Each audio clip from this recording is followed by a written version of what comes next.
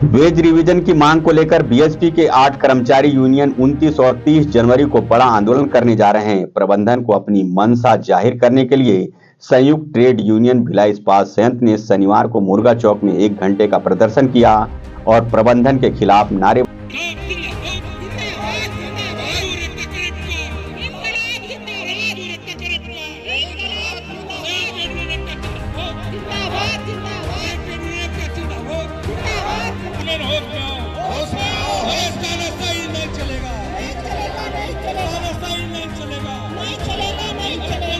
चमचागिरी करना बंद करो। तो जल्द से जल्द पूरा करना होगा।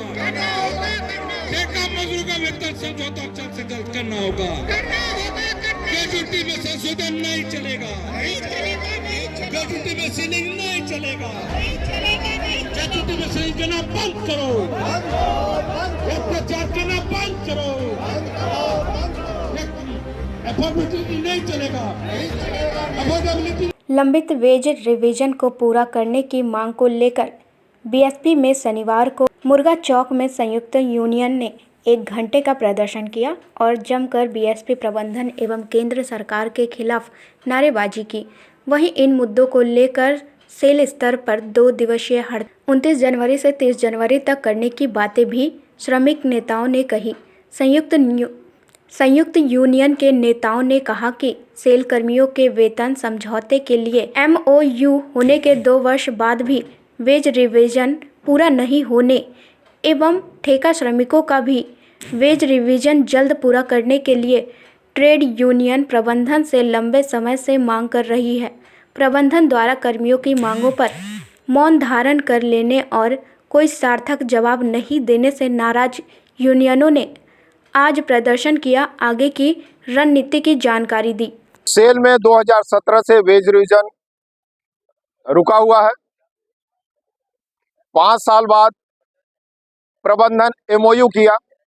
एमओयू के समय प्रबंधन ने कहा कि 3 महीने में हमारे बाकी सारे मुद्दों पर एरियस के मुद्दे हुए, house rent allowance, night shift allowance सहित बाकी जितने भी मुद्दे हैं उसका समाधान कर लिया जाएगा। लेकिन उसके 2 साल बीतने के बाद भी अभी तक मैनेजमेंट ना एरियर्स की बात कर रहा है, ना हाउस रेंट अलाउंस की बात कर रहा है, ना नाइट शिफ्ट अलाउंस की बात कर रहा है। हद तो तब हो गई जब उसने ग्रेच्युटी पर भी सीलिंग लगा दिया।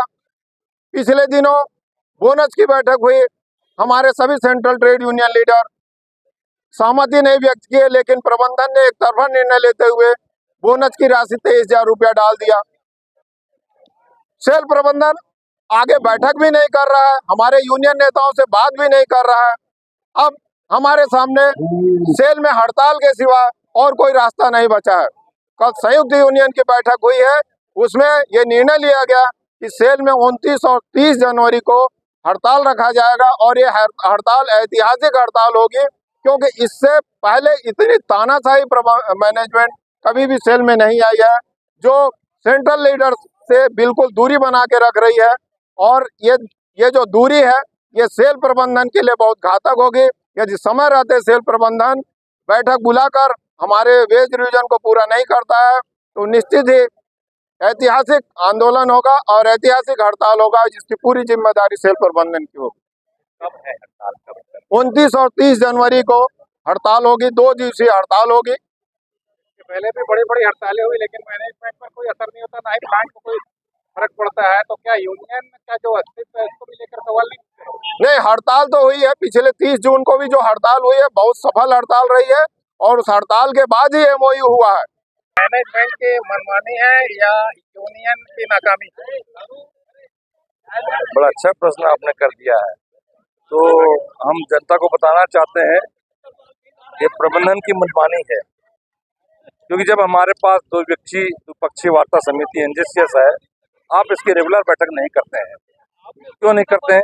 वहाँ बैठक कीजिए, फिर बातचीत होगा। हाँ होगा, नहीं होगा पर बैठक ही नहीं कर रहे हैं।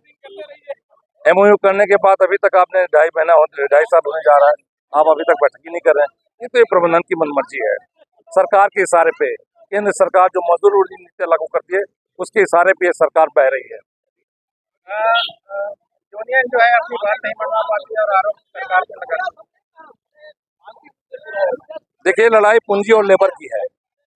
हम मजदूरों की तरफ से हैं, लेबर की तरफ से हैं।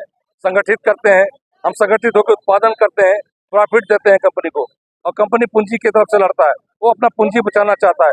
यही लड़ाई है, इसलिए हम मजदूरों को संगठित करना चाहते हैं। मैं ये कहना चाहता हूँ कि भिलाई इस्पात संयंत्र को जो श्रमिक मूल रूप से मेहनत करता है, उसके वेतनमान की तो बात आप छोड़ दीजिए, उसको साल का जो बोनस भिलाई इस्पात संयंत्र को देना है, आज तक भिलाई के अंदर में स्वाभाविक रूप से प्रकाश मैनेजमेंट ने घोषणा नहीं की कि भिलाई इस्पात संयंत्र के 25,000 ठेका मजदूरों को कितना बोनस दिया जाता है, जबकि उससे 12 घंटा काम लिया जाता है।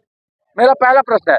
और जितना विभागीय कर्मचारी अफसर हैं बैठे हुए, इन सब की जांच की जाए कि ये लोग ठेका मजदूरों के जो मालिक हैं, जो ठेकेदार हैं, उनसे कितना महीना मंथली वसूलते हैं।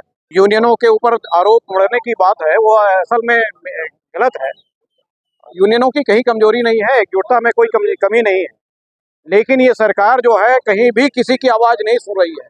चाहे महिलाओं की आवाज़ हो, महिला पहलवानों ने अभी कितना किया, इसके पहले किसानों ने कितनी लड़ाई लड़ी, साल भर से ज़्यादा लंबे समय तक के उन्होंने अपना आंदोलन चलाया, उसके बाद भी सरकार इतनी ढीठ हो गई है कि ये इसको कोई फर्क ही नहीं पड़ता।